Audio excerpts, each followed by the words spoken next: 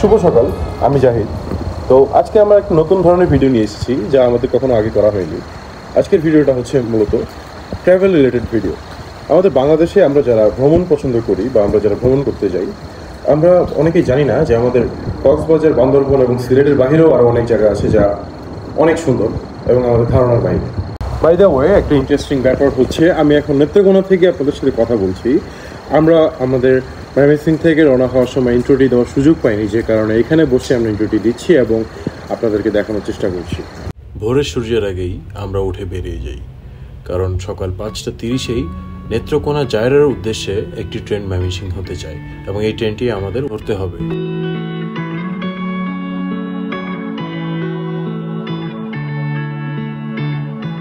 আমাদের এই জ্যামজটের শহর ময়মনসিংহে ভোরবেলা কোনো জ্যাম থাকে না, যে কারণে আমরা খুবই দ্রুত সময়ে স্টেশন পৌঁছে যাই।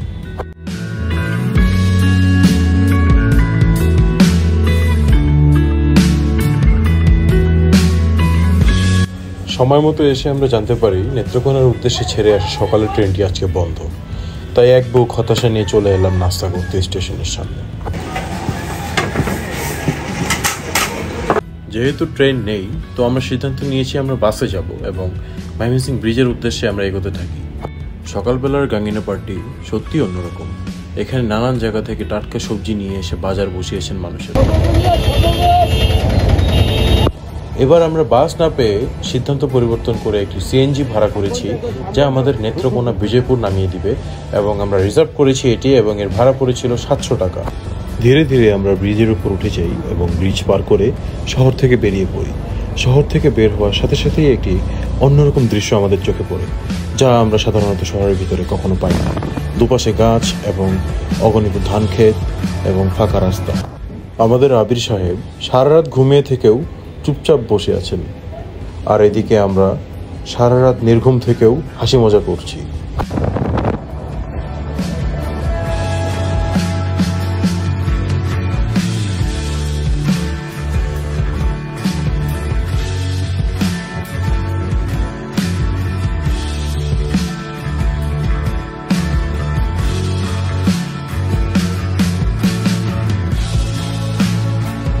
বিজয়পুরে এসে আমরা সিএনজি থেকে নেমে একটি অটো রিক্সা ভাড়া করি, যা আমাদেরকে সরাসরি বিজয়পুর নদীর ঘাটে নামিয়ে দেবে এবং এখানে আমাদের জনপ্রতি ভাড়া পড়েছে 30 টাকা। আমরা যত দূর এগোচ্ছি তত নদী, নালা এবং পাহাড়ের দৃশ্য আমাদের চোখে পড়ছে এবং এই মাটির রাস্তা করে আমরা এগিয়ে চলে এসেছি আমাদের সেই নদীর ঘাটে। এখান থেকে আমাদের নৌকা করে নদীর ওপারে যেতে হবে এবং এই সেই ঘাট যেখানে নৌকা এসে থামে।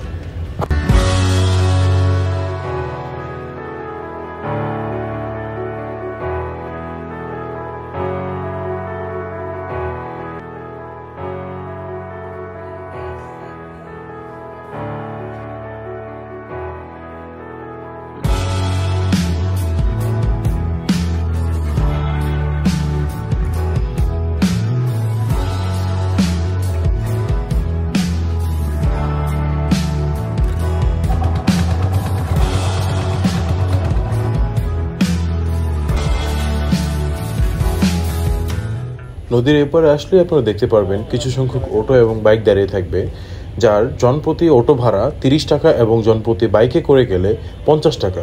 তারা আপনাদের থেকে অতিরিক্ত ভাড়া নেওয়ার চেষ্টা করবে। আপনাদের একটু স্মার্টলি কথা বলে তাদের সাথে সঠিক ভাড়াটি নির্ধারিত করতে হবে। এবং আমরা দুটি বাইক নিয়ে চলে যাই, যা আমাদের থেকে 50-100 টাকা নিয়েছে এবং আমরা যত দূর এগোচ্ছি ততই পাহাড়ের কাছাকাছি যাচ্ছি। আর অল্প কিছু দূর এগোতেই আমরা আমাদের মেইন স্পটে পৌঁছে যাব। এখানে পৌঁছানোর সাথে সাথে আপনাদের চোখে একটি লেক পড়বে এবং চীনা পাথরের একটি পাহাড় পড়বে, যা দেখতে অপরূপ সুন্দর। তবে এর পিছনেই রয়েছে বিরিশিরির সবচেয়ে বড় পাহাড়।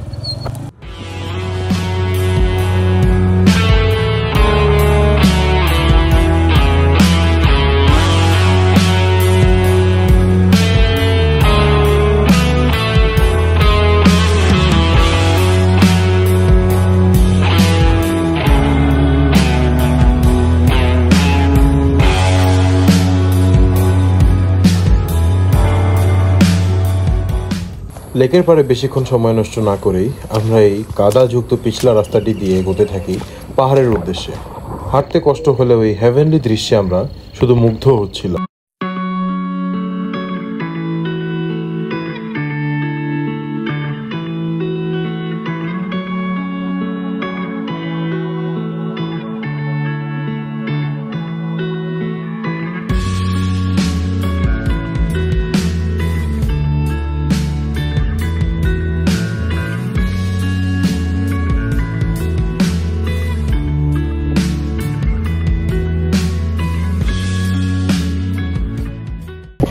আমরা গান শুনতে শুনতে পাহাড়ের দিকে এগোতে থাকি এবং ধীরে ধীরে উপরে উঠতে থাকি এবং যত উপরে উঠছি তত দৃশ্য সুন্দর হচ্ছে। এছাড়াও রাস্তা অনেক দুর্লভ হচ্ছে এবং পাথরে ভরা রাস্তা, যা হাঁটতে আমাদের অনেক কষ্ট হচ্ছিল। তবে এত সুন্দর দৃশ্যের জন্য এই কষ্ট আমাদের সার্থক।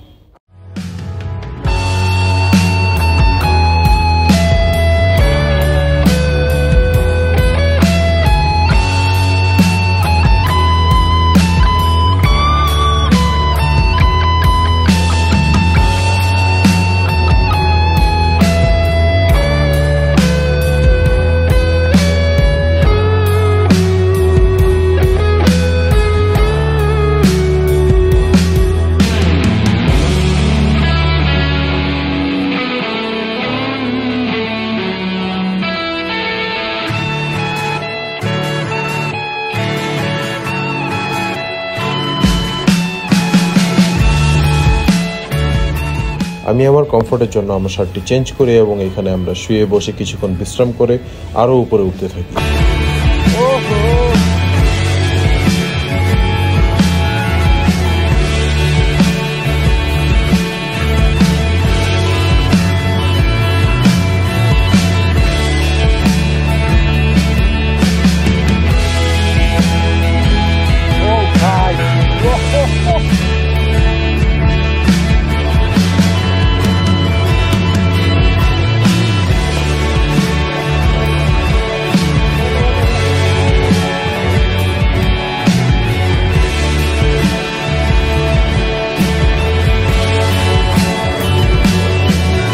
আমরা কিছু ছবি এবং স্ন্যাপ ক্যাপচার করে নিচে নেমে যাওয়ার সিদ্ধান্ত নিই, কারণ আমরা জার্নি করে এসে সরাসরি পাহাড়ে উঠি, যে কারণে আমরা প্রত্যেকেই ছিলাম অনেক বেশি ক্লান্ত।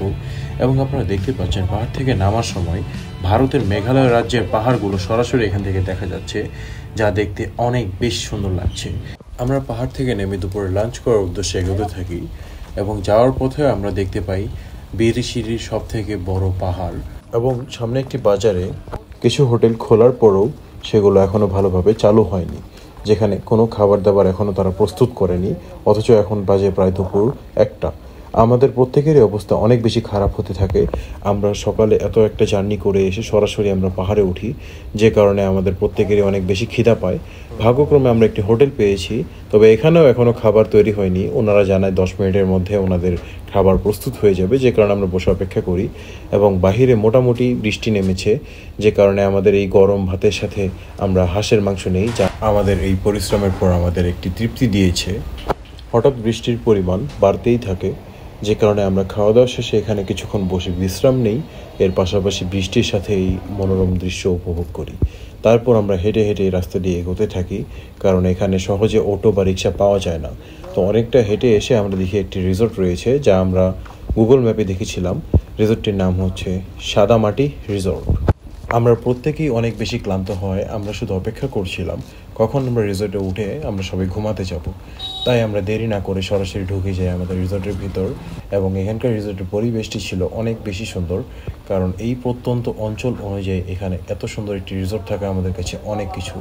তো আমরা সরাসরি দেরি না করে রিসেপশনে বসে পড়ি এবং আমাদের রিসোর্টের ম্যানেজারের সাথে কথা বলে আমরা আমাদের রুমটি বুক করে নিই। তারপর আমরা আমাদের রুমে ঢুকে পড়ি এবং এখানকার রিসোর্টের পরিবেশের মতো এখানকার রুমগুলো ছিল অনেক বেশি সুন্দর, পরিষ্কার এবং পরিচ্ছন্ন। আমাদের রুমে ছিল একটি বাথরুম, তার পাশাপাশি একটি জানালা। তো আমাদের এই ভিডিওটি এ পর্যন্তই। আমরা নতুন আরেকটি ভিডিওতে আমাদের বিরিশিরির বড় পাহাড়টি দেখানোর চেষ্টা করব। Thanks for watching. Present by Zahid.